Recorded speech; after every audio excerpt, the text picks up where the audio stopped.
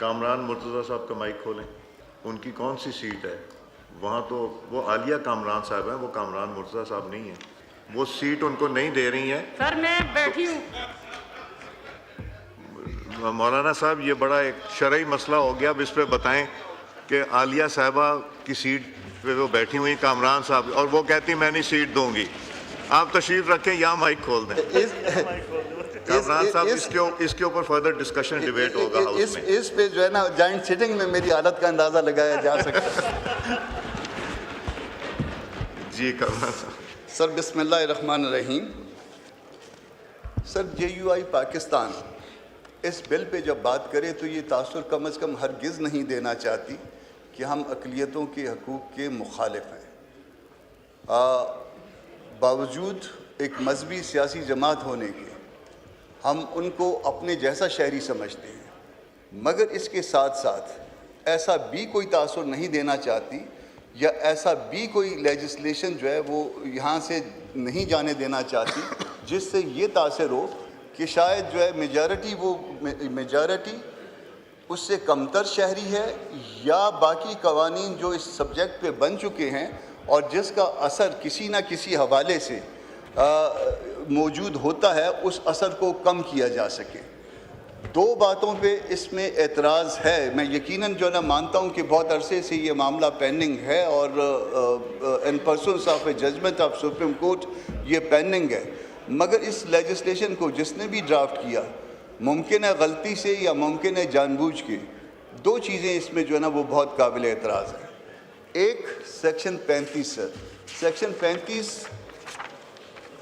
اس کو اگر ذرا دیکھیں گے, پہلے اس کو سیکشن 1 کو دیکھیے گا کہ this act shall be called the National Commission of Minorities Right Act, اور اس کو اب سیکشن 35 کے ساتھ ملا کے پڑھیے گا کہ act to have overriding effect. The provision of this act shall have effect notwithstanding anything contrary contained in any other law for the time being enforced. اب اس کا اثر کیا ہوگا سر؟ جب آپ اس کو کر دیں گے تو ہوتا یہ ہے کہ جو ریسنٹ قانون سازی ہوتی ہے یہ اس وقت یہ ریسنٹ ہوگی.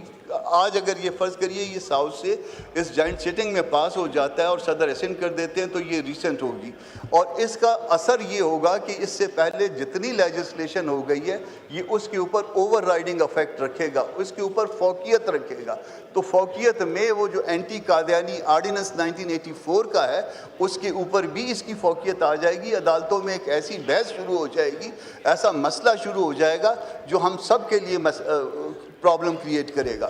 تو میری تارڑ صاحب سے بات ہوئی ہے, اعظم تارڑ صاحب سے متوجہ ہوں, اور انہوں نے بھی گو کہ اس میں ایک تجویز کی ہے امینڈمنٹ کی, مگر میرا خیال ہے کہ اس سیکشن کو سیکشن 35 کو ایز اے ہول اومٹ کرنا ہوگا. جب ایز اے ہول اومٹ کریں گے اس کے بعد کی سیکشنز کو ری نمبر کر دیجئے تو شاید اس معاملے کا حل زیادہ آسان ہو جائے گا. اس کے ساتھ ساتھ ایک اور بات بھی ہوئی ہے, میں نے ان کی توجہ جو ہے مبذول کروائی ہے سیکشن 12 کے کلاس H پہ, جہاں پہ سو موٹو کا اختیار بھی آپ نے کمیشن کو دے دیا ہے. ایک طرف آپ عدالتوں سے سو موٹو کا اختیار لے رہے ہیں اور دوسری طرف کمیشنز کو یہ اختیار دے رہے ہیں. تو اگر کسی کو تکلیف کرنی ہے تو ایک 4 روپے کی درخواست جو ہے وہ اس کمیشن میں داخل کر سکتا ہے. تو یہ سو موٹو کا اختیار جو کمیشن کو دینا ہے یہ بھی یقیناً آپ کے اپنے اس جو آپ نے ابھی امینڈمنٹس ریسنٹ امینڈمنٹس کی ہیں اس عمل کی منافی ہو جائے گی. تو یہ سو موٹو کا اختیار کمیشن کو دینا, عدالتوں سے لینا اور یہاں پہ دینا, یہ بھی درست نہیں ہے.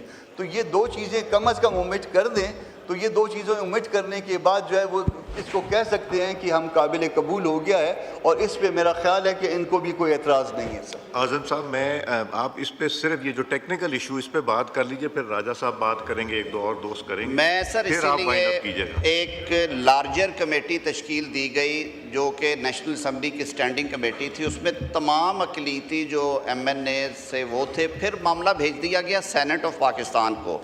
سینٹ آف پاکستان میں سر سید علی ظفر صاحب نے اس کمیٹی کی سربراہی کی اور یہ تقریباً 6 ہفتے معاملہ پینڈنگ رہا. اس میں دونوں اطراف کے جو اقلیتی سینیٹرز اور MNAs ہیں انہیں بھی بٹھایا گیا.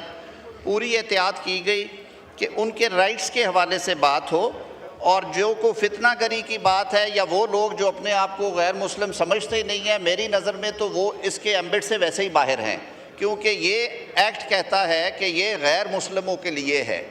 اب میں کھل کے بات کروں گا، جو قادیانی ہے وہ اپنے آپ کو آئین کہتا ہے، پاکستان کی ریاست کہتی ہے کہ یہ غیر مسلم ہے، اور وہ اس کیٹیگری میں اپنے آپ کو نہیں مانتے۔ یہ ان کا اپنا عمل ہے۔ ہم نے اپنے آقا کے حضور پیش ہونا ہے روز محشر، اور ہم سرخرو ہو کے جائیں گے انشاءاللہ العزیز۔ میرے آقا کے